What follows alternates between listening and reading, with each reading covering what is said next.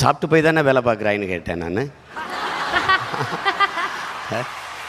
அலைபேசி புதுசாக இருக்கே அப்படின்னேன். ஆமாண்ணே இது 13Gன்னாரு. செல்ஃபோனில் எத்தனை ஜியும் வரலாம், 11G 13G 14Gலாம் வரலாம். ஆனால் கஞ்சி விவசாயி நாங்கள் தான் ஊற்றணும். எல்லோரும் நினைக்கிறாங்க காசை கொடுத்தா கடையில் காய்கறி ஃப்ரெஷ்ஷாக கிடைக்குங்கிறாங்க.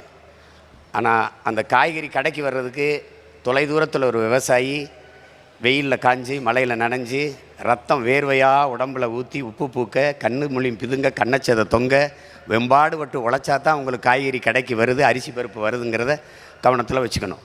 விண்வெளியில் பறக்கிறோம், வானூர்தியில் பறக்கிறோம். வளர்ச்சி வானூர்தியில் போகிறவனுக்கும் பூமியிலிருந்தான் சோறு போகணுங்கிறத கவனிக்கணும்.